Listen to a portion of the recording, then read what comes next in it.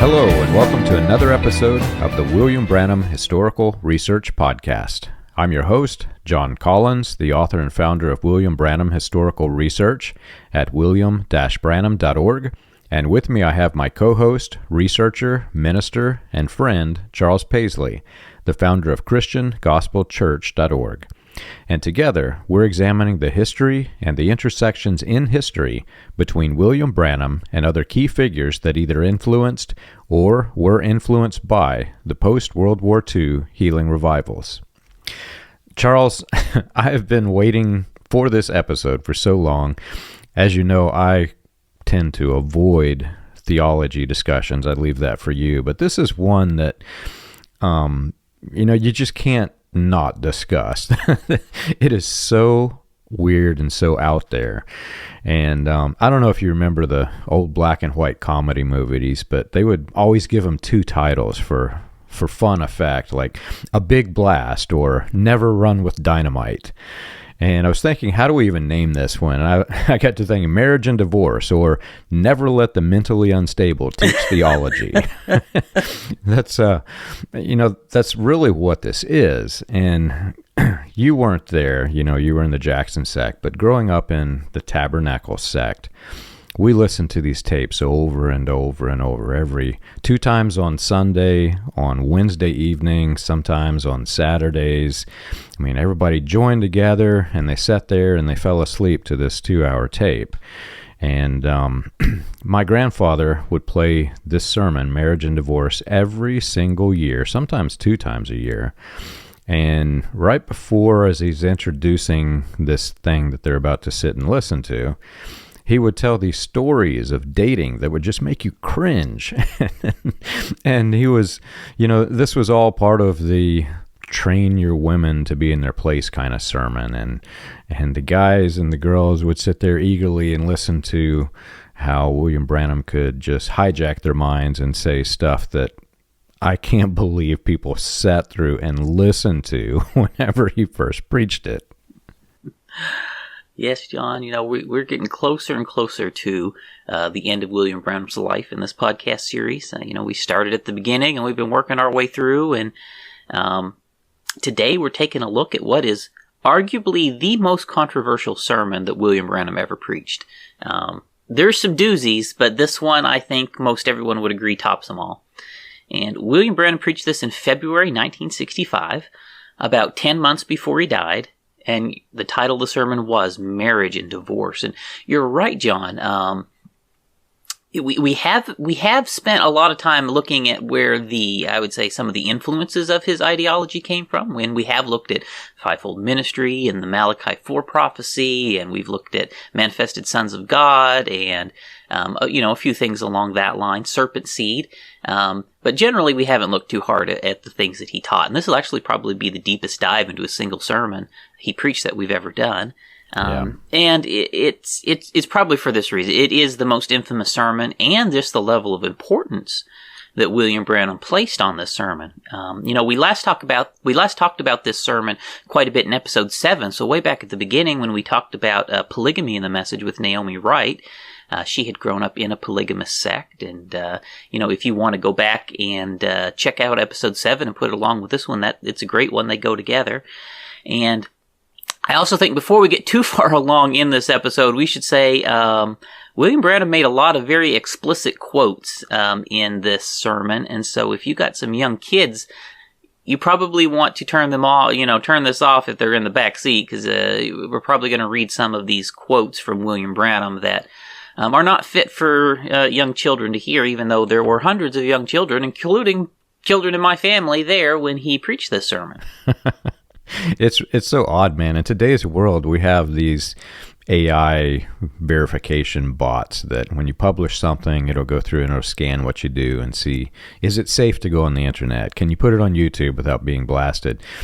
I have to be careful what I put out there, because there are certain clips from this sermon that if I put out there, I'll get blocked as though I'm putting out some evil hate speech and, some very discriminatory statements. And it's not me saying it. It's William Branham that says it. But you're right. This is the most controversial sermon. And it is, You know, a lot of people don't realize it, especially those who are in the message of William Branham, but in the end of his life, he was very severely struggling with mental health issues. And this sermon in its entirety is a full and unbalanced and unchecked version of William Branham, in which he does introduce theology. And you can correct me if I'm wrong. I've studied this pretty heavily, but in the sermons in years prior to this, we can kind of find where nothing he brings is new. He's copying from this guy or that guy, this book or that teacher. And, you know, he's copying from Billy Graham to Clarence Larkin. There's just so much plagiarism. But when it gets to this sermon, there are things that he introduces into theological record of the message that are truly his own, and they're a result of the mental health disorder.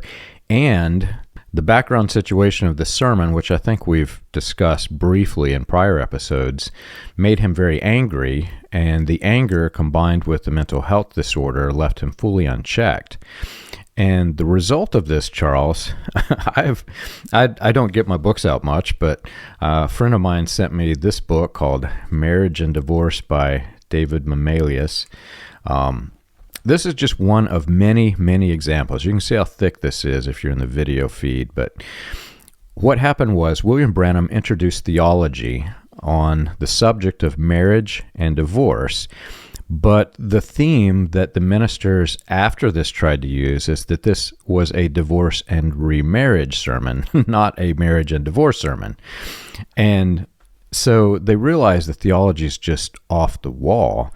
And what they've tried to do after his death is try to make it sound okay by not taking the sermon and learning the theology from the sermon, but instead, let's take all the sermons and let's take bits and pieces and just little snips from the marriage and divorce sermon. My grandfather said that we're so thankful that William Branham brought us this message, marriage and divorce, or we would have never known about remarrying after divorce. He would say this every single time he played it. But in this book, Charles, this is a huge book. There's almost 400 pages. And the marriage and divorce, I'm going to hold it up for the camera for the video feed. The marriage and divorce sermon is just this end section of this entire book. It's just this little thin slice. If you're in the audio feed, it's not even a quarter of an inch compared to about an inch and a quarter of the rest of the book. And marriage and divorce is minimally quoted. In fact, when you open up the very first of the book, the very first quotes that it's using is from Invisible Union of the Bride of Christ at the beginning of the book, and then it's literally trying to re-preach what he preached for marriage and divorce and make it sound sane by not using marriage and divorce and then calling it William Branham's teaching on marriage and divorce. We did a very similar thing in my sect, John. Before we look at the sermon itself, we definitely should just say how important this is to the message and the importance that William Branham himself put on that message. Because William Branham held this up as one of the most important sermons he ever preached. In William Branham's eyes, this was one of the greatest sermons he ever preached. And David Mamalius there, for example, as you held up his book, he was a very important preacher in the message, especially in the early days of the message. He is the one who made the original index of the spoken word books, right? He was the first man to put together indexes and study guides on message material, in that way. So, he is very foundational towards, building towards this idea that William Branham's teachings are some equivalent to scriptural canon, right? And so he's very fundamental in that way. But yeah, that book, you see, there are things like that where people have tried to take it and do a deep explanation on it, partly because of the level of importance that William Branham said it was. Let me read you a quote from William Branham to this effect, where he tells just how important the sermon on marriage and divorce was. This is from this 1965 sermon, The Easter Seal. He said, "It shook the hills for miles and around like that. There stood 7 angels and throwed a sword in your hand and said, 'Go home and open these 7 seals that are given.' And here they are, the true mystery of marriage and divorce. the serpent's seed, and all of these things that's been fussed about. It's thus saith the Lord. Okay? So there you can see in that quote, just very plainly, it's one of many quotes we can pull that says the exact same thing. William Branham consistently put marriage and divorce into the category of his most important sermons. He does it on multiple occasions. And make sure you notice there, William Branham says there, it's thus saith the Lord. This is a thus saith the Lord sermon. It's supposed to be spoken directly from the mouth of God. And he's putting this in the same category as his divine prophetic interpretations, the pinnacles of the mysteries that he is revealing. So, I mean, very clearly, in William Branham's eyes, there's no way around it. Marriage and divorce is right up there in his top 10 most important sermons that he ever preached of prophetic revelation restored to the church. And that's why people have spent so much time digging into this, John. Yeah. And that's why, in a sense, that it's had the impact that it has had throughout the message. It's weird. It's so weird looking back now. It's so odd, man. And I guess I should explain for people who are in the message, who are listening to the podcast, everybody who's never been in contact with this type of religion, I don't even have to say this. They already know it. But for people in the message, whenever you have something of this importance and you create a study guide that is this thick, man, the way it works is if the substance, if the sermon, marriage and divorce, if that's your substance and that is the most important thing, if that's the divine mystery, as they call it, the way it's going to work is you're going to have the sermon spread the whole length and duration of the book. And they're going to take paragraph by paragraph, analyze it, put commentary, and maybe tie the commentary back to some additional sermons. But that's not what happens in this. They basically rewrite William Branham's sermons so that he sounds sane. And it's just so really odd when you think about it. It reminds me, years ago, there were these Super Bowl commercials. I was at a friend's house, and they were watching the Super Bowl, and I think it was Budweiser's or something, but the guy's sitting there and he says, I like to watch ballet. Another guy says, I like to watch sumo wrestling. And this guy comes in with a Budweiser and slams it on the table and says, let's watch both. And you see this sumo ballet dancer on the screen. It was incredibly funny, but when you really think about what they've done, that's what this is. They have taken the substance of marriage and divorce and they combine it with every other sermon to make him sound sane. And what you end up is not what William Branham said. You end up with what the other guy is trying to convince you that William Branham said. Right. The majority of the message does not believe William Branham's sermon on marriage and divorce. The majority of the people in the message and the majority of the churches pretend large parts of the sermon don't exist. Yeah. We certainly did in our sect. We believe that this sermon was one, we believe, the sermon on the marriage and divorce, this was one of the sermons that William Branham preached to deceive the non-elect, is what we believed. This was a fake sermon from William Branham to confuse people, is what my sect of the message believed. We did not believe in this. Like, we believe this was trash, right? If you believe the Bible, you almost have to believe it's fake because it is the most anti-biblical sermon that he ever preached. It's terrible. As we get into the analysis, you'll see if you've never heard any. But yeah, my sect of the message, same thing. We built all entire new material, and we pretend like it's we're taking parts and continuing on with some of what William Branham said. But no, we are 100% different. We did not. I don't think there's a single thing he preached in this sermon that my sect of the message actually believed in. This was entirely in the fan is in his hand, and here's some chaff, here's something to blow away chaff in this sermon, right? So in our sect, it was the whip is in his hand, and you women, you stay in submission to your husbands. It's just so weird. And the thing is, he said it's thus saith the Lord, though. He said this is one of the greatest mysteries. He said it over and over again, even in the sermon. So how can you, how do you turn a thus saith the Lord into something you don't believe? He said angels came and gave him this sermon in the sermon, basically. Yeah.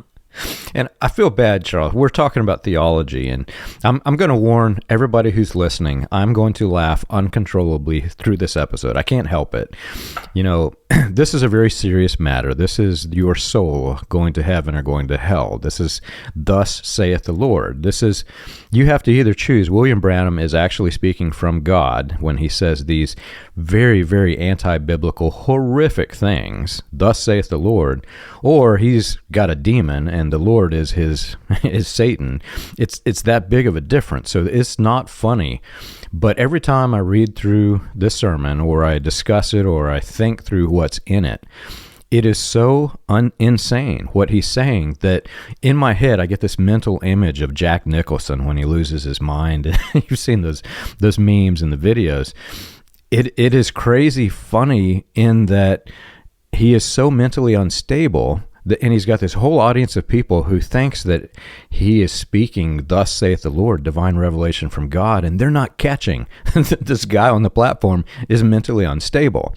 And it's a great setup for a comedy movie. So in my mind, I just kind of replace the very serious aspect of this, which is horrific, with the comedy. And I'll be honest, I can't help it. That's just the way my mind works.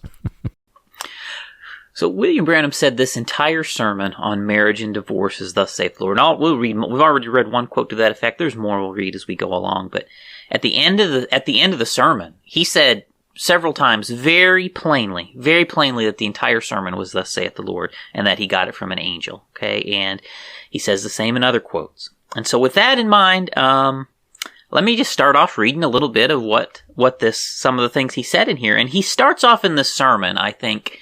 The first thing worth pointing out is that he says that basically women are the worst thing that are in creation. Like they're the absolute bottom of the bottom of everything God created. And so he says, now there's nothing designed and that can deceive and can be deceived as easy as a woman.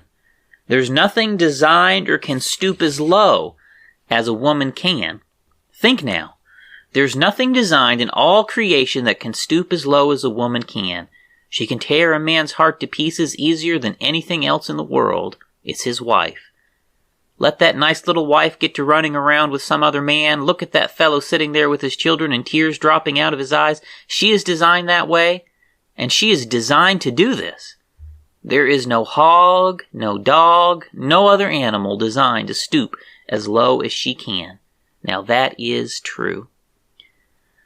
And so then after he says that, he goes on to explain that woman was designed by the devil himself.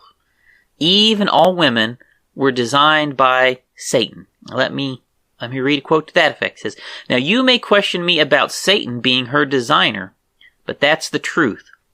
Satan designed her. He still does. Let me show you something in the scripture. I take you back to scripture and draw your opinion as you look at it today. Satan is the one who features that kind of beauty. If we'll notice, he is the most beautiful of all the angels in heaven, right? And he desires to make heaven a more beautiful place than the kingdom of Michael, is that right? Also, to show that Cain was his son, he offered a more beautiful worship, decorated his altars with fruits and flowers and so forth, is that right? Beautiful. Sin is beautiful, what we call beauty today. And sin is deceiving by beauty.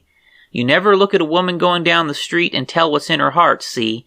But I wanted to say these things so you can see why that Satan is her designer. That's exactly right. His own son proved it, Cain.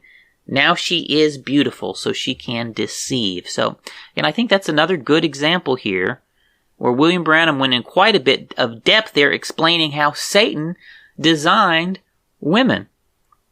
And a lot of what he said, John, is just not fit to read out loud. I just can't believe my family sat here through this. I mean, how can you sit in a sermon and the preacher's telling you women were designed by the devil? It's very difficult. Let me read one last quote here.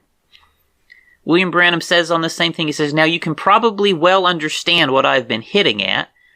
By her beauty and her sex control, her shape that was given to her by Satan, Satan is the man who shaped woman, the byproduct that Satan did, she is sent to deceive the sons of God, and she can sway more of them to hell than any instrument Satan has got.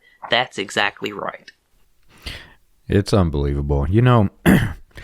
Again, in the tabernacle, and not just the Branham Tabernacle, but many of the churches that I grew up in, they use this sermon and they twist it out of context. They try to take all of the other sermons and turn this into something that it's not by just combining the old ones with the the insane one. And they try to frame this in such a way that makes the listener leads them to believe that William Branham was actually not talking about the good women. He was talking about the bad women. In other words, whenever I say that Satan designed your wife and your wife might run around on you because she's designed to be that way, I think he called them sex exposals in this, or disposals, something like that. Instead of saying the thing that he said, they try to frame it such that, no, he's talking about these other women who aren't in the cult. Satan designed those women, not women in general, but that's not what the man said. And if these men were being honest, when they produce books like this that are twisting every way possible to twist that sermon to make it sound sane, they would instead use quotes like in Questions and Answers number 2, 1964. William Branham said, "Now, whenever you want when you want a woman, you need to take her like a cow and look in her eyes and look at that wild cow stare. If she's got that wild cow stare, she's not a good wife." If they were to take that quote and put it in here, it might closely match what he's saying. But they've tried to frame it such that it was number one, a sane sermon from a man who was not mentally unstable, and number 2, it was a sermon speaking out against non-cult women. And Charles, I know, and everybody who's ever studied the sermon knows that is not what the man said, and he said it as, quote, "Thus saith the Lord."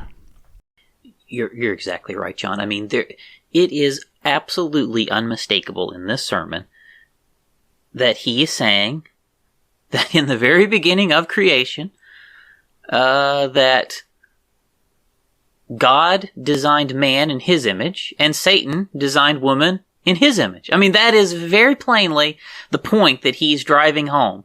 Man is in the image of God, woman is in the image of Satan, right? It's unmistakable that is his point here. Yeah. I've even heard cult people defend this, and they say, well, that's true. The Satan woman was a byproduct, because that's what William Branham taught in his hybriding theology. But that's not what the Bible says. They fully ignore Genesis 1:27. So God created man in his own image. In the image of God, he created them male and female. How can you ignore that verse? Again, I'm no theologian, but I do know the Bible, and the Bible says that God created both male and female in his image. There is nothing in here about Satan designing the female. That's it exactly, right? And I mean, if you say that Satan designed woman, then clearly you're saying she is not in the image of God, right? I mean, yeah. And you're spot on, John. Obviously, anybody can read that. Genesis 5:2, right? God created them male and female, just like you read. And he blessed them and called them mankind on the day that they were created. Genesis 5:2. Right? I mean, there is no way to fit Satan designing women into the Genesis account of creation. You cannot do that, right? So obviously William Branham is preaching heresy contrary to the Bible and saying it's "Thus saith the Lord." The whole sermon, right? But it gets worse, okay? Let me read another quote. Okay, so how was Satan able to pull this off, right? How could Satan design women? William Branham went on to say in that sermon, "How did Satan ever get to her? Did you know Satan was co-equal with God one day? Sure was, all but a creator. He was everything, stood at the right hand of God in the heavens, the great leading cherubim." Okay? So, this is out there stuff. Okay, William Branham said in this sermon that Satan was co-equal with God. This is "Thus saith the Lord" sermon. And just to point out, John, you mentioned some of this is unique in some sense, But things like that, that's from Joseph Smith, right? Those are Mormon ideas. And the concept that Eve was created by malevolent forces, that's actually can be found in Gnostic Apocrypha, right? Which we know William Branham had access to. So it is entirely possible he got this idea out of the Gnostic Apocrypha. It's entirely possible he had been influenced by Mormonism with this stuff as well. This is not, in a sense, it's not really new. And I think, I'll be honest, my honest assessment of the sermon is that William Branham accidentally said these things. I don't think he meant to say, like when he said designer, I'm pretty sure he was misspeaking. That would be my honest assessment, is he was misspeaking when he said these things. But here's the thing, can you thus saith the Lord misspeak? No. God is not capable of misspeaking. Okay, it does not work. You cannot say he was misspeaking and it's thus saith the Lord. If he's misspeaking, then he's lying when he said thus saith the Lord. It don't work that way, right? I mean, it just don't work that way. You know, my mind goes a different way. I've studied this, as you know, to no end, but there's this weird thing towards the end of William Branham's ministry where it's so very closely aligned with Eastern mysticism. And I know that there are certain pieces of this that he did copy from, you know, different American cults. But if you just take a step back and you think about what he's saying, William Branham is affirming the statement that Satan designed them when he says Satan was co-equal with Jesus one day back in before time. That is an affirmation. That means Satan created them, and I affirm this because Satan was co-equal. And if you study Eastern mysticism, even just the ancient mythologies, you find that in the ancient mythologies, there's always this balance between good and evil, where there is a divine evil entity and a divine deity. And those two play tug of war. You've got Thor and Loki. You've got the yin and the yang. You've got, it's a balance of good versus evil. And it makes for great movies, but not really good Christian religion or Christian theology.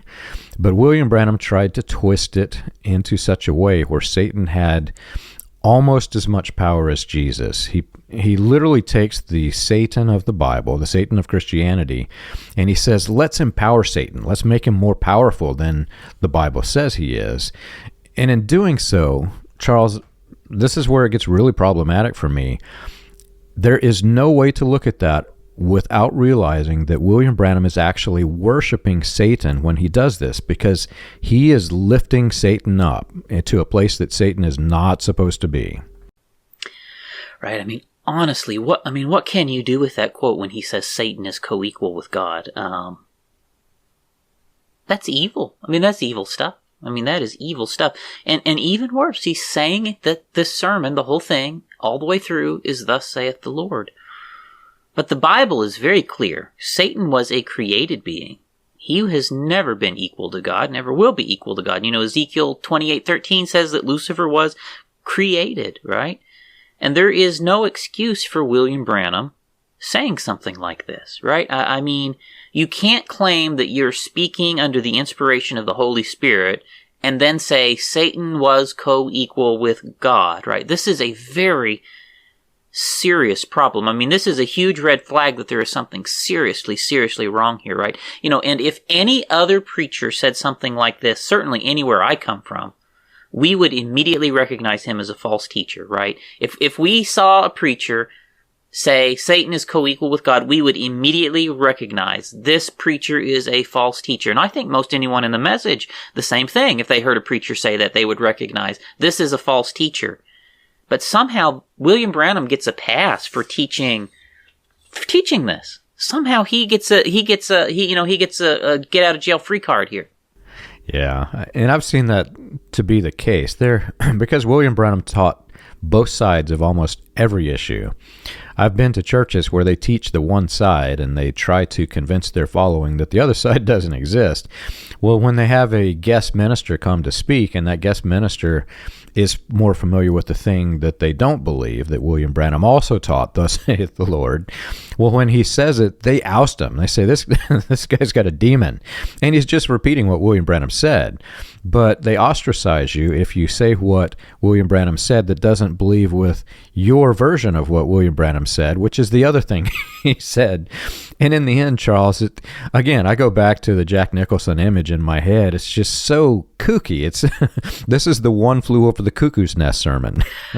So according to William Branham, Satan, who is co-equal with God, designed women, and women were designed for the purpose of deceiving men. Men were in God's image, but women were designed by Satan. Okay?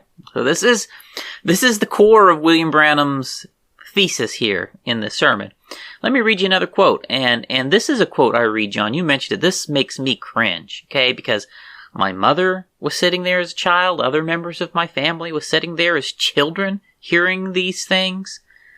Just about every single old-timer in the message I knew was sitting here when William Branham preached and said these things, okay? All the little children, all the young girls, just sitting there listening to William Branham say these really explicit things, these very lengthy explanations of explicit things. And let me just read a small excerpt here of one part. William Branham says, "That's what she was made for.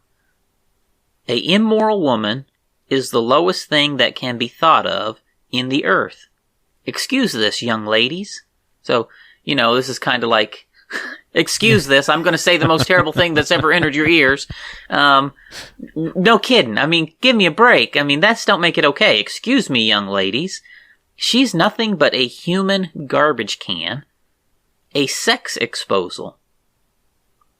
That's all she is. An immoral woman is a human sexual garbage can. A pollution where filthy, dirty, ornery, low-down filth is disposed by her. What is she made for? For deception. And every sin that was ever on the earth was caused by woman. So I think our listeners here can start to figure out why this is one of the most controversial sermons William Branham ever preached, right? And he capped this off by saying that all the sin that has ever been in the world is caused by women. Women. So again, I mean, just remember this entire sermon is supposed to be "Thus saith the Lord." Yet Romans 5:12 and the main real teaching of the Bible is that sin came into the world by man, Adam. I mean, that's a direct quote. Sin entered the world by one man, Adam.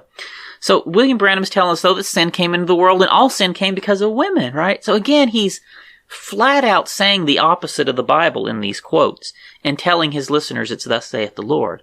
I have a very analytical mind. I like to study how things work. When I was a kid and I would get a radio for Christmas, I would always take it apart and see what's inside of it, what makes this thing work. And whenever I took a step back after leaving the cult and started thinking about this sermon, because it is the most controversial, the most heretical, you can't say enough bad things about this sermon. That is, "Thus saith the Lord." Well, I began to think about just the themes. What are the themes in this sermon? What is the message that he's trying to convey? And if you break the sermon down and you put it into categories of themes, the sermon is titled "Marriage and Divorce." And the ministers of the cult, by and large, try to make the theme of it divorce and remarriage. That's the theme that they try to say that this is. But if you put them in categories, William Branham will start towards the divorce and remarriage theme, but his mental health doesn't let him get there, and he'll flip back and attack the women. Then he'll try it again, and he comes back, and he is just berating the women in the sermon. And to the extent, if you line it up in categories, here's where he's attacking women, here's where he's trying or attempting to preach the remarriage thing, it's like 80, maybe 85% attack of the female gender. There's very little substance about the actual thing that the sermon is titled after. And again, if you take these books, if they were to be fully honest and they were to say, okay, we're going to take "Thus saith the Lord" message of marriage and divorce, and we're going to back it up by all the other things in the message, why don't they pull quotes like 1956, William Branham said, "You'd find out how illiterate they were. They'd beat her till she was so full of welts you could not get the clothes over the top of them. That's what needs done tonight." William Branham did have statements all through his ministry, dating back as far back as you want to go, where he's fully attacking and berating women. And that, Charles, that's 80% to 85% of the sermon. Why doesn't this book take the berating women quotes, which is the subject matter of that sermon, and compile those in these books? Right, and I would agree with your analysis. The main thrust and the main bulk of this sermon is to demonstrate that women are not in the image of God. They were designed by Satan for the purpose of deceiving men, and that is the main point here. I mean, that is what he spends the most time on, and that's the overwhelming majority of what this sermon is about. You know, example after example, proof after proof, supposed that women were designed by Satan, who is co-equal with God, to deceive men who are made in the image of God, and drag men to hell. I mean, there's just no way around it. That is the point of the sermon. It's something else. And, you know, and through it all, like I said, it's thus saith the Lord, yet he has said, Satan is co-equal with God. That's anti-biblical. Women is designed by Satan. That's anti-biblical. And, in the last quote, he's saying that women are what brought sin into the world, which is also anti-biblical. I mean, a direct contravention of what the Bible says. The Bible says man brought sin into the world. So, it's very difficult to understand, how you could thus saith the Lord say these sort of things, because you can't. God's not going to contradict himself, right? And you think that really terrible, explicit stuff he's saying there, right? I mean, I'm not going to repeat it again. That's the end, all I'm going to say about it. But if your kid went to school and they were learning that in sex education in school, I mean, you would have a problem with that teacher, wouldn't you? I mean, if you was in the message and you sent your kid to school and they was talking that kind of sexual stuff to your kids, the average message person would pitch a fit, wouldn't they?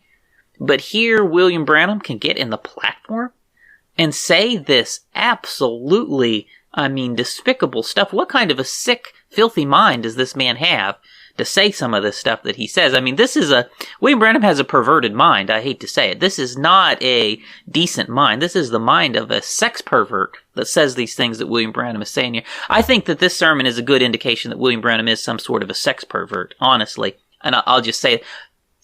These are not things that come out of the mind of a man or a woman with a healthy mind when it relates to these things. This is someone who has been involved in some degree of sexual perversion to say this kind of stuff. And I know people probably hate me for saying that, John.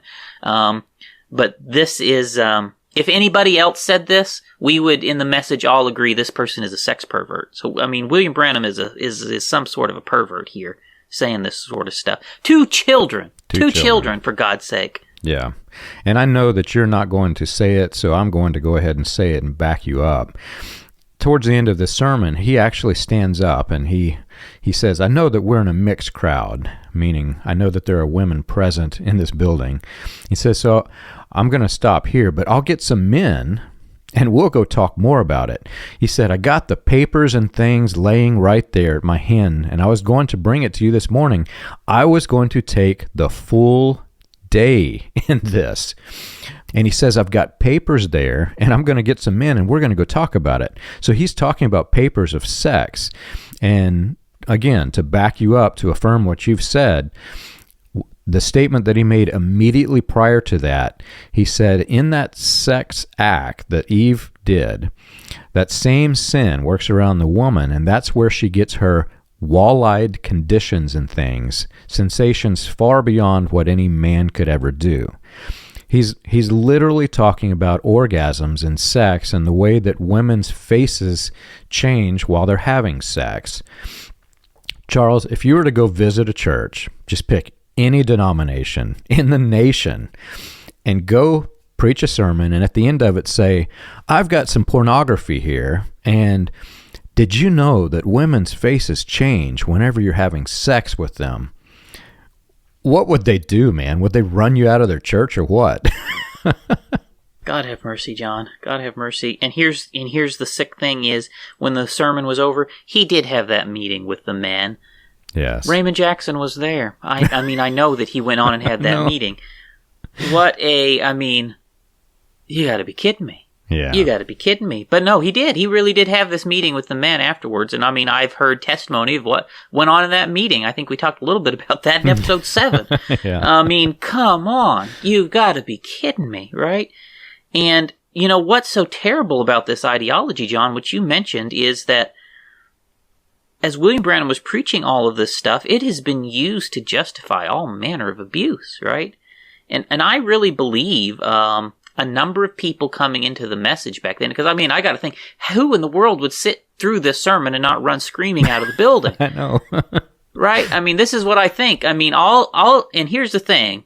All you message old-timers that know me, I know you were sitting here when William Branham preached this thing. And I want to say to you, what in the world is wrong with you? You don't have no moral high ground. You listen to filth and trash. Don't you talk down to me. I mean, I could really get in your face on this stuff, John. I mean, this really makes me angry, some of this stuff, but I'll tone it back down. But anyway, what's so terrible here is all the abuse that's happened in the name of this stuff. Yeah. I mean, it's unbelievable. If this were a true study guide, Charles, it would have those papers and things that he shared with the men, because that's part of the study guide. That's what William Branham said, "Thus saith the Lord," and he was intending to bring these pornography papers or whatever they were and show them to the men. Thus saith the Lord, Charles. So why is thus saith the Lord of the papers and things of how women's faces distort with an orgasm? Why is it not in this book? You can go cover to cover. You're welcome to look at it with me. That's not mentioned in this book, and that's thus saith the Lord. I have to wonder, and how many of these old-timers sat there and stayed in this stuff because they liked what they heard. They liked the control they were being given over their wives. They liked to hear that their wife was somehow inferior, and how many of them stayed in there because they liked what they heard? Yeah. Right? I mean, if you like the things you heard in this sermon, I gotta say, there's something seriously wrong with you. You are a deviant yourself, right? If you like the things you hear in this sermon. And maybe there's a percentage of the people sitting there when he's preaching this, old-timers in the message, who are deviants themselves. And I gotta say, John, I really do believe that's true, having known a fair number of message old-timers. I hate to say it, a percentage of them were deviants themselves. These were men who were abusing their wives physically. These were men who were involved in deviancy of different ways. They liked what they were hearing. They liked how this empowered them. And they liked what this allowed them to do, because this fitted the kind of life they wanted to live, I hate to say. They use it to justify their abuse and their corruption and wickedness. And remember, William Branham's ministry started from the very, very early inception from a sexual deviant. Roy Davis came into town running from the law for sex with an underage girl across state lines, which is a violation of the Mann Act. He's with William Branham in Jeffersonville, Indiana. He gets arrested off the platform, and it's a big, big church scandal, probably the biggest church scandal I've ever heard of. And William Branham stays with him. I can guarantee you that this is the type of sermon that perverted sexual mind of Roy Davis, I'm certain that that's the same kind of sermon that William Branham would have heard under him. But then the papers and things, that was a learned thing. That was not something new. William Branham had to have learned this from Davis. And look at the pattern that we have. Like you said, all of these men who are doing just horrific things. And in the name of God, they're doing this. Like you said, this is a thus saith the Lord. That means it is not me, William Branham, speaking. It is God speaking through me to talk about these horrific things. So, John, on this topic of spousal abuse, there is one really weird story that William Branham told. I think we chatted about this a couple weeks ago, and, oh my goodness. And this story gives some insight that William Branham was actually abusive towards his own wife. And if you want to read the whole story, you can find it in his 1963 sermon, Look Away to Jesus. And in that sermon, William Branham tells a story where one of his children was misbehaving, and his wife, Meta Branham, asked him to discipline the child.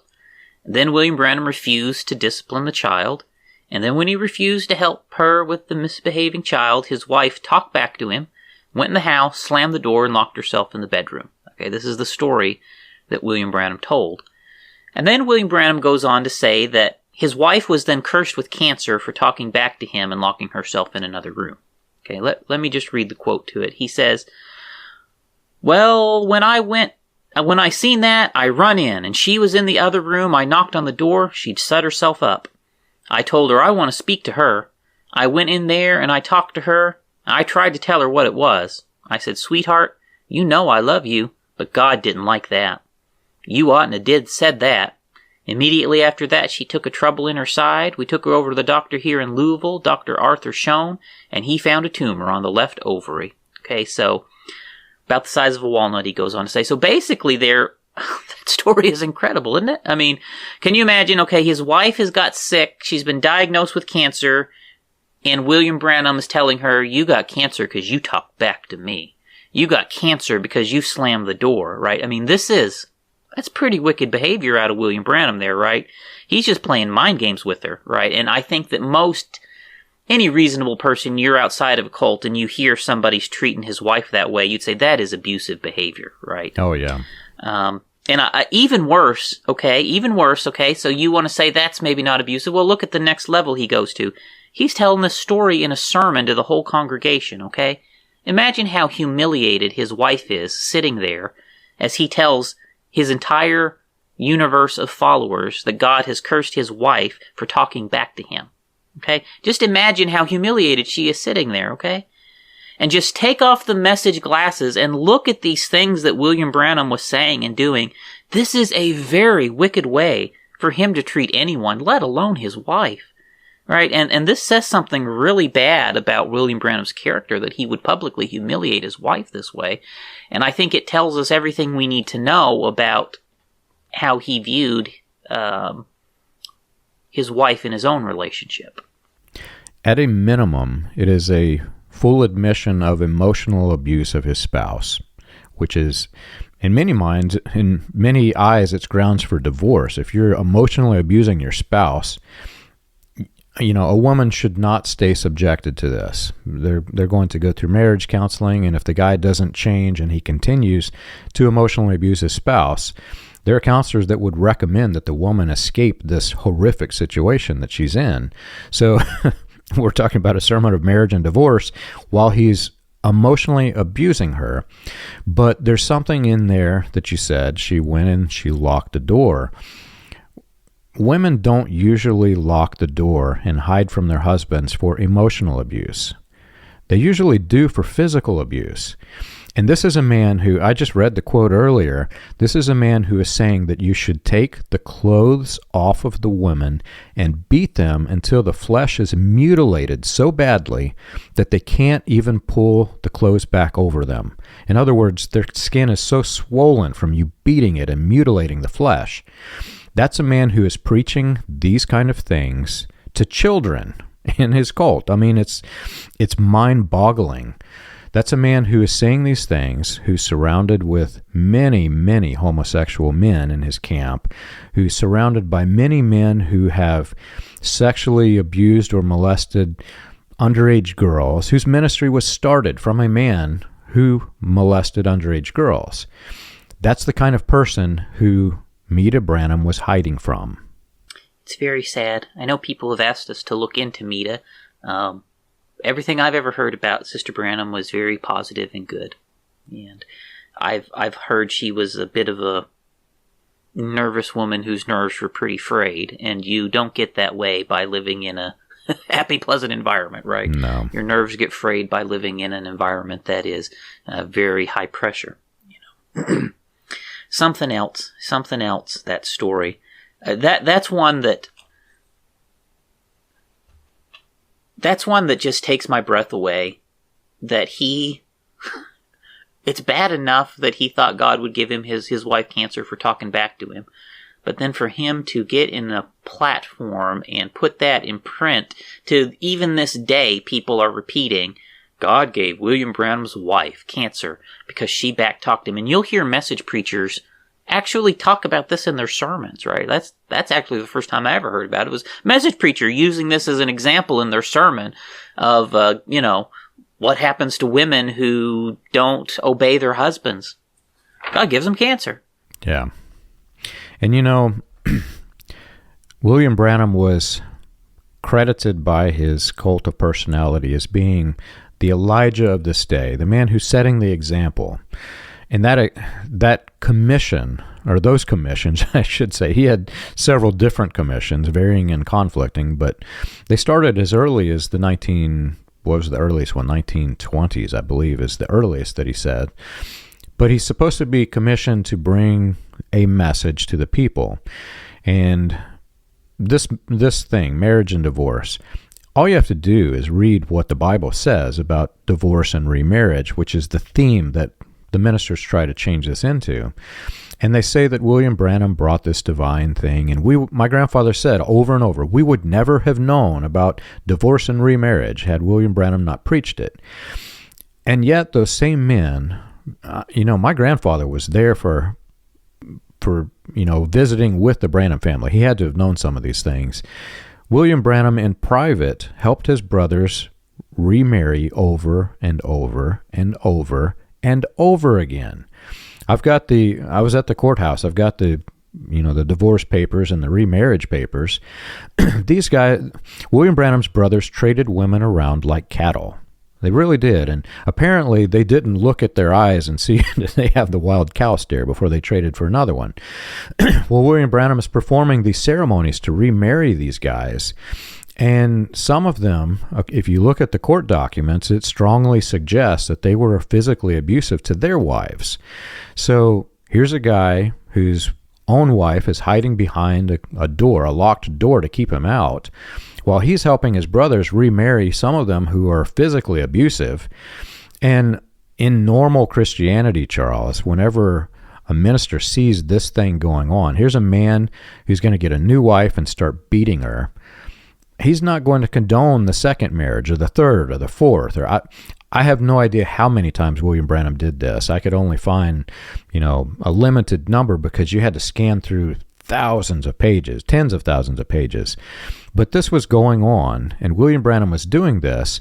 So in private, he has a message for himself that if you're in the in crowd, I'll help you divorce and remarry as many times as you want. But then to the public, it's just a berating of women. And then he's telling the men that up until this time, he says that you cannot remarry ever. Thus saith the Lord. Then, Charles, you know this as well as I do, in this sermon, he changes it, and that's the mystery. He says he can, but she can't. It's something else, John. It really is. And, so in this sermon, we got William Branham saying, Satan is co-equal with God. He designed women, and women are sent to deceive men and be human sexual garbage cans. And so this is his main thrust. And you think, can it get worse? Yes, it can get worse. It gets worse. It gets worse. As the sermon progresses, William Branham ends up accidentally introducing polygamy. Okay. We covered that in episode 7, right? And again, I am personally of the opinion that William Branham accidentally said a lot of these things. I really think, my honest opinion here is that William Branham was misspeaking and just choosing the incorrect words here. And that's my opinion for some of this. Some of this, no. I mean, he's absolutely just off his rocker. But I think he's just mischoosing his words and using bad analogies. But he brings in polygamy in this sermon, and he's using polygamy basically as proof that a man could remarry after divorce, because in God's eyes, a man could have multiple wives, so he said. And so he's using polygamy as this really bizarre explanation to justify a man getting remarried after a divorce, right? Yeah. But as he does this really bizarre thing, rather than just go read the scripture that says, get remarried, right? Instead of just go read the scriptures, about that, he's using polygamy as his example, right? And just let me read what he says, because as he does this, he accidentally then brings polygamy in.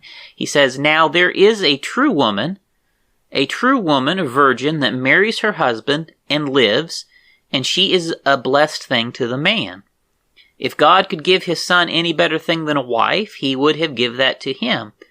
But she's designed to be a sex act. And no other animal is designed like that, right? So this is even the good woman, right, that's married to her husband. I mean, he's very plain, right, that she's designed by Satan for this.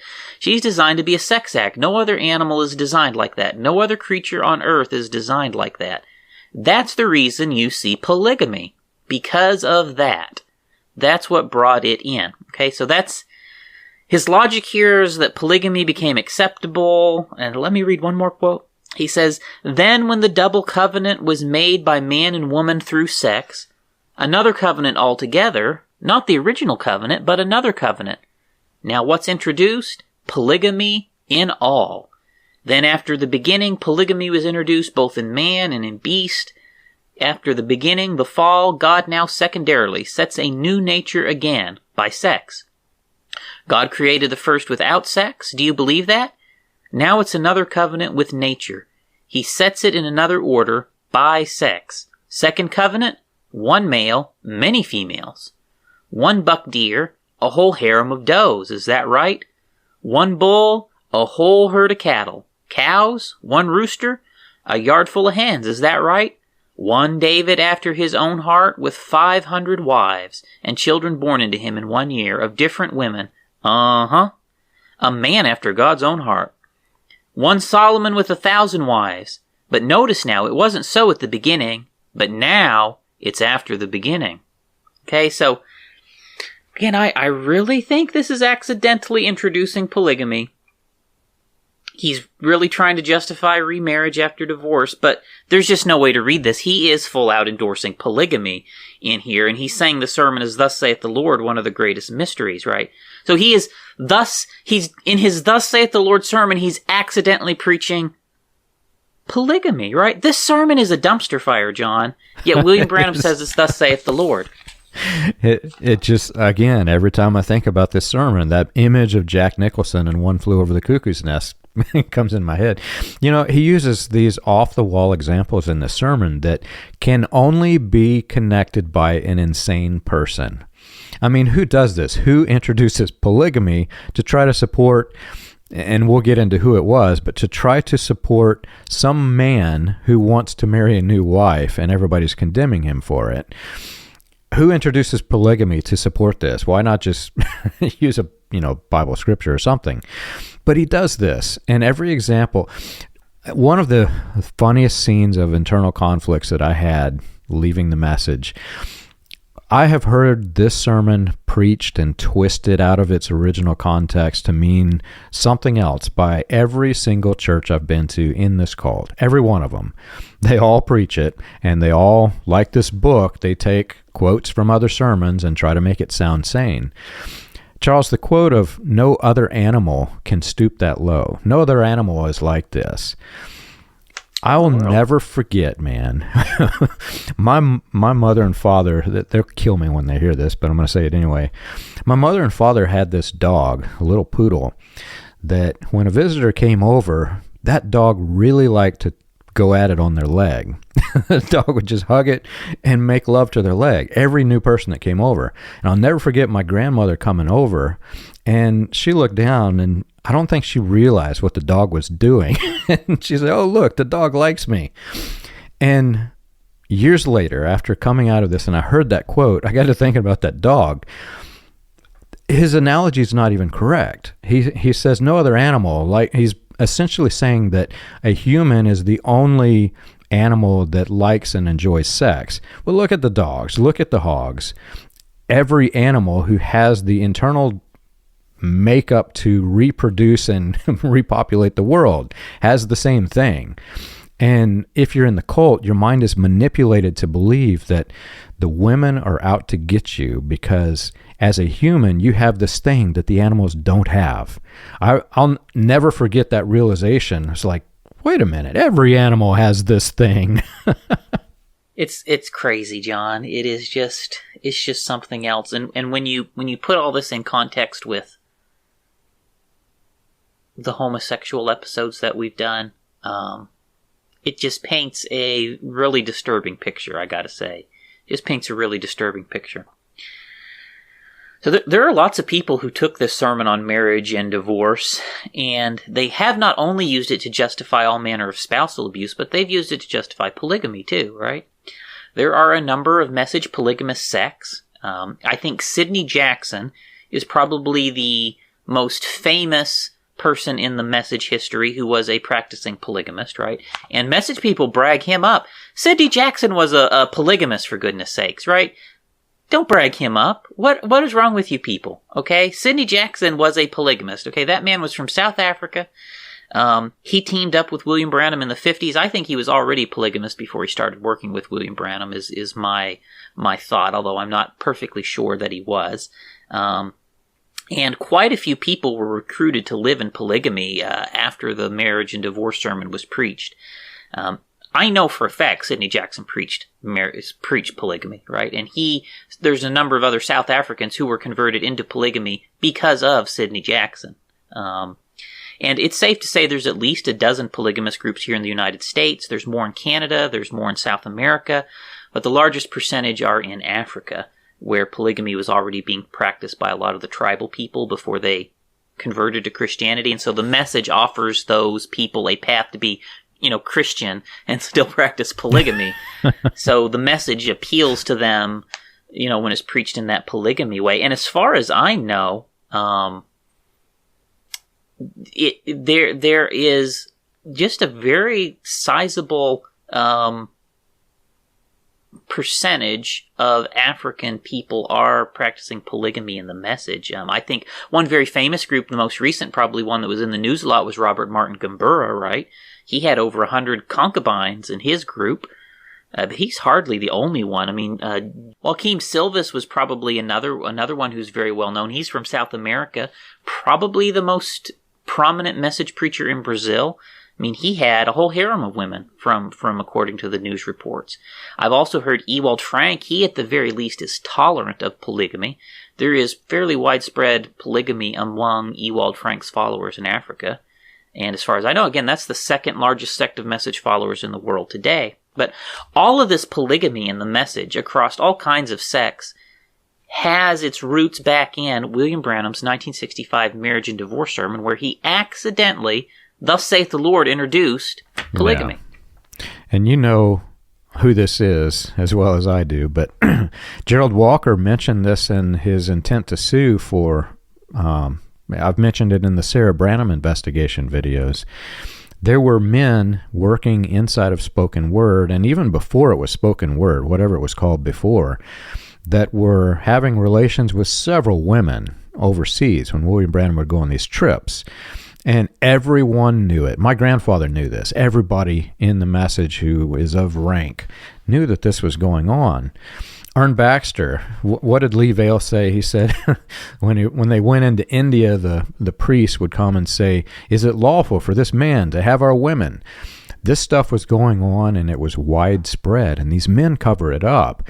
And part of me wonders if that's not why they put these kind of things out, these books that try to twist this into something else. Because if you take the substance of this sermon entitled Marriage and Divorce, and you take it for its full meaning, which is women are your sex objects, that's literally the substance of the sermon.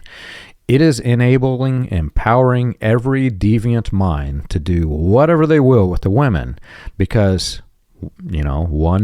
one male buck, all of the does. I mean, that's what this is saying.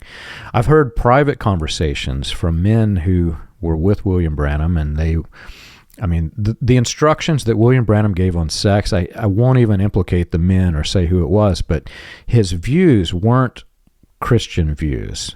His views in private, I'll say it like this, his views in private supported the substance of this sermon. And so all of these men who are speaking to William Branham in private know exactly what he was talking about. No matter how hard you try to twist this into something that it isn't, they knew, A, William Branham believed it and preached it, B, he was supporting all of it in private, and C, it was "Thus saith the Lord." Let me read one last quote here from the very end of his sermon. I think this is like the second or third to last sentence in the sermon. He says, I have told you the truth. Thus saith the Lord, all the way through. Okay?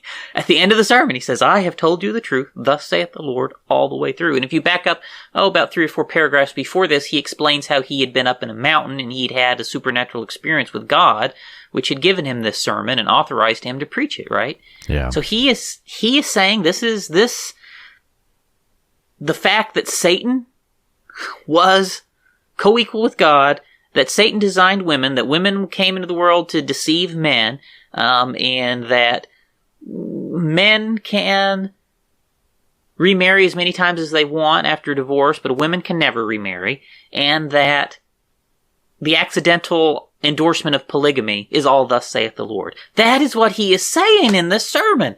And I just gotta say, it's unmistakable. There is no way around it that he says this sermon all the way through was thus saith the Lord. He's making his marriage and sermon divorce the equivalent to prophecy. This is supposed to be God speaking from heaven to William Branham. And if that be the case, then God from heaven said Satan is co-equal with him. Oh, yeah. And Satan designed women. And God's also endorsing polygamy. And there is no progressive revelation. There is no fan is in his hand. There's no, oh, he's just a man way out of this one, okay? He said it's all thus saith the Lord. He said it was thus saith the Lord. He's saying the exact opposite of what's wrote in the Bible repeatedly. And then he's telling his listeners it's thus saith the Lord. And, you don't got to go round and round with people about the red horse rider and the seventh trumpet and the 3 woes and the angel with the rainbow over his head, all that. You don't got to go round and round with people on all that stuff. William Branham falls down right here on this sermon in Marriage and Divorce. You want one simple sermon to look at that proves he was a false prophet and a false teacher? This sermon on Marriage and Divorce does it right here. This whole sermon is supposed to be thus saith the Lord. If you can find anything in the sermon that's wrong, he's a false teacher and he's a false prophet, right? And the thing is, this sermon, end to end, is not inspired of God. This is unbiblical trash, this sermon, I gotta say. And we believe that in my sect of the message. I'm not saying anything I didn't believe where I came from. So, Charles, at the beginning of this, I mentioned that there were 2 reasons why this sermon is such a mess. And the biggest one of which, obviously, is that there were some severe mental health issues going on. But there was another situation that was happening in the church that really was the spark of the need for this sermon. And I think not many people in William Branham's cult of personality are aware of this.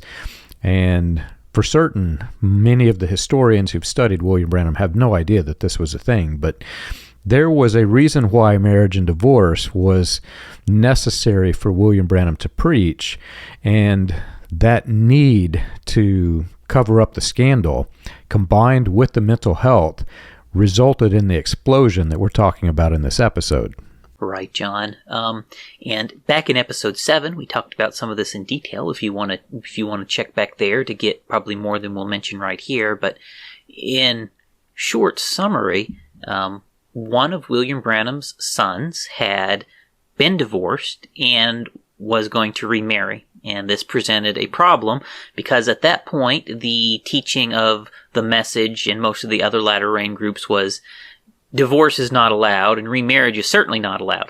Yeah. So the purpose of the sermon was to open up a clear loophole for someone to remarry after divorce. And you're correct. That's what instigated this sermon.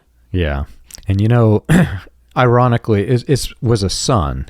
And so William Branham says during the course of the sermon, he can, but she can't. In other words, if you're a male and you're in our cult of personality, you're free to remarry people. But if you're a female, you're not allowed to. Charles, I sometimes wonder what would happen if it was not the son, but what if William Branham had a daughter and she can, but he can't? It's very unusual, John. It's very unusual. And, as we mentioned before, you and I have both known multiple witnesses who were in the private meetings that happened after this sermon. And I know I've heard through multiple of them, as you've heard as well, that very plainly it was explained in that meeting that the sermon had been preached for this purpose. So all of the accidental things that happened in the sermon appear to really, I think, perhaps were true, genuine accidents, and the true purpose of the sermon was to justify one particular person's desire to remarry after divorce. There's one statement that he said that I truly believe that he was being honest and being accurate, and that's when he said, "Thus saith the Lord." We just mentioned in the sermon, in the episodes prior to this, William Branham, by his own admission, he admitted that he had a demon. He said it right on the tape. He said that he had a demon, and he went to Mayo Brothers, and they told him, it's an incurable disease in your mind that you have. You are mentally unstable. And he preaches this sermon and introduces this theology, and he says, I got it from the Lord. But the problem, Charles, is which Lord? I mean, you have to step back and ask yourself, what God is it that he was serving? What was it, the demon that he fully admitted that he had? Because, Charles, the substance of this sermon, I know it, you know it, everyone who writes these books, who studies these things, every person who has ever cracked open the cover of their Bible knows that this was not a sermon from God. There is no way in which you can twist this in any way, shape, or form to say that the God, the true God, gave the sermon, unless you do like these men do, and they pick and choose other statements and make the sermon say what it doesn't. But there's the problem, right? Because it was, thus saith the Lord. It was William Branham saying, I'm not speaking, the Lord is speaking. Which Lord? One last thing I want to point out, like I mentioned before, my sect of the net message never believed William Branham's sermon on marriage and divorce. You know, and I suspect very few people in my sect of the message have even listened to this sermon before, right? And because, again, we totally rejected everything in here as something that William Branham preached as something to confuse the non-elect. And Raymond Jackson publicly repudiated the marriage and divorce sermon several times. I mean, you have to. I mean, unless you want polygamy and deviancy, you've got to reject what's in the sermon, right? Otherwise, you get deviancy and polygamy and all those sorts of things. And I suspect quite a few of the other sects of the message are the same way. I suspect that a majority of people in the message do not believe what William Branham said in this sermon. They reject his polygamy teachings. They reject his remarriage teachings. They reject the idea that women was designed by Satan. They reject the idea that Satan was co-equal with God. I think the average message Christian rejects all of those things. They reject all of that, but yet somehow they do that by pretending they didn't notice that he said this whole sermon is thus saith the Lord. Okay? Because how can you reject this sermon and say this is garbage without also saying William Branham is a false prophet and a false teacher? Right? You can't do it. I mean, if you don't believe what he said in here, then you are admitting, if you don't even say it out loud, that William Branham is a false prophet and a false teacher. He gave false thus saith the Lord's, right? And you don't believe, and you believe he taught things that are false. If you reject this sermon, okay? It's something else. And for me, it's just an honest thing is how can you make sense of that, right? If you can just focus on that like a laser for a minute. I reject this sermon, this thus saith the Lord sermon, but I still believe he's a prophet. You got to realize that does not make any sense. That does not make any sense. Something is wrong upstairs in your mind, right? And you know, when you tell people that their beliefs are wrong, or you say their prophet's wrong, it's like telling a lady her baby's ugly, right? What you get is not, it don't matter if the baby's ugly or not, right? It don't matter if you're telling the truth, if they get an emotional reaction, right? And I'm not saying, don't go tell some lady her baby's ugly. That's not nice.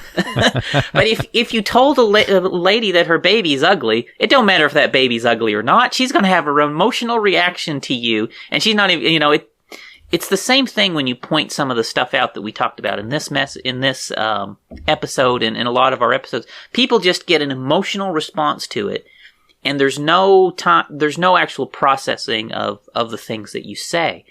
But if you can just calm yourself down and just think about this logically, right? I mean, it's really simple. Do you believe Satan is co-equal with God? Because William Branham said, thus saith the Lord, he is. And if you don't believe that, you have a mental, logical fallacy in your mind, right? Where you are saying this man is a prophet, yet you don't believe his prophecy is from God.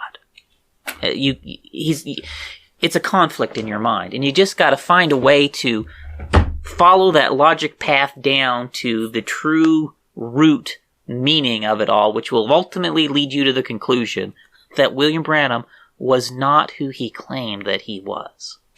Yeah. You know, in many ways, your sect was, I hate to use this phrase, but in this one particular instance it fits. In your sect, it was less deceptive. I know they were using deception whenever they said it's the fan in the hand, but it was less deceptive because in my sect, they advertised this as divine truth, as the hidden mysteries, as thus saith the Lord in its entirety.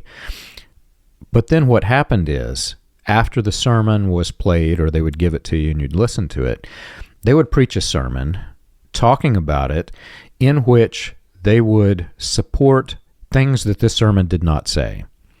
In other words, they did not believe this sermon at all. None of them did.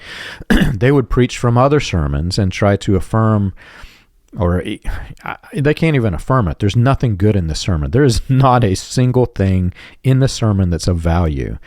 But they would pick and choose from these other sermons and then call it their sermon on marriage and divorce.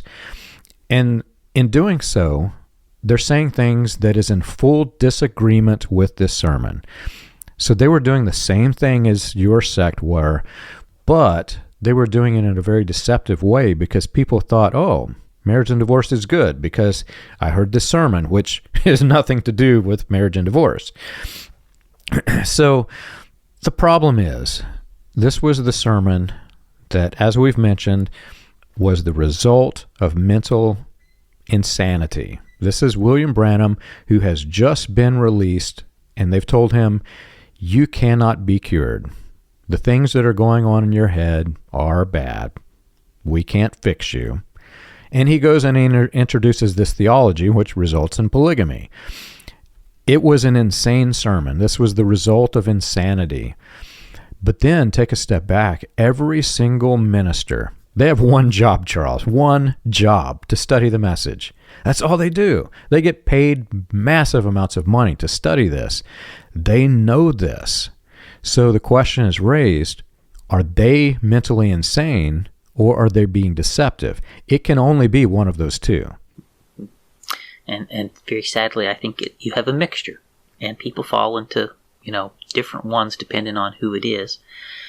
And, John, as we bring this to a close, I'll just say, if every copy of this sermon that exists in the world could be burned and destroyed and it erased from the face of the earth and history, the world would be a better place, right? And that's not certainly within our power to do, and that will never happen. But this is something that William Branham preached that made the world a worse place, okay? This sermon made the world a worse place. And William Branham is responsible for that, okay? The world was made worse. Nothing good, only bad came from a result of this sermon. That's the truth. There is no way around that. That is the truth, right? And if you're in the message, that's another thing. Just wrap your mind around that. Only bad things happened as a result of this sermon. There is not a good thing that came out of it, right? This is not something that edified the body of Christ in any way. This is something that did harm and destruction everywhere that it went. To this day, it does the same, right?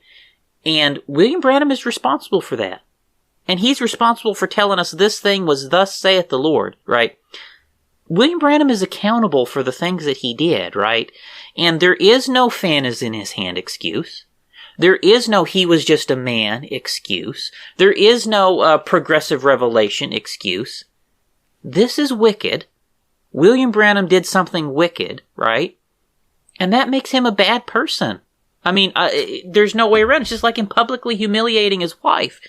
He did a bad thing. This makes him a bad person, right?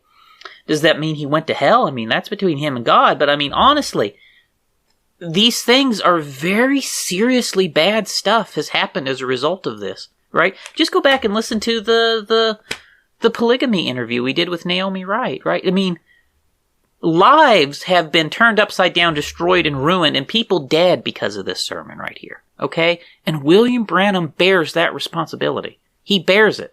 There's no way around it. He bears that responsibility. Yeah.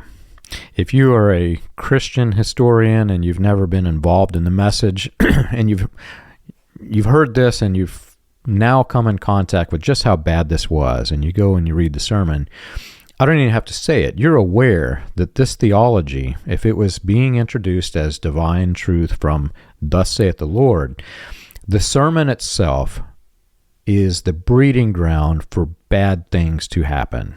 It is an open breeding ground for heresy, for abuse, for all kinds of abuse, sexual, physical. This is a horrific thing that has happened, and it was the result of insanity. There is no two ways about it. That's what this is. But as you mentioned earlier, and I alluded to, it's not just the sermon that's the problem. He also had the papers and things that he met everybody in private. So I'm going to put a call out to everybody listening. If you have left the message of William Branham and you somehow have a stack of those papers that he shared with the men, with the instructions that he gave them, which were worse than this sermon, send them to us. But please, I'm going to preface this too, if there are images in there, please take a black marker and black through the private parts that are in those papers, because I don't want to see that. But send me, if you have access to them, send me those papers and things, because it needs to be documented for historical evidence.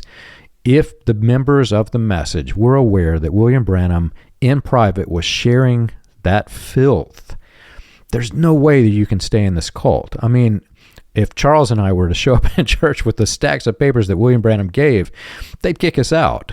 But William Branham is openly saying in his insanity from the platform, hey, I've got some papers on how women react when you have sex with them.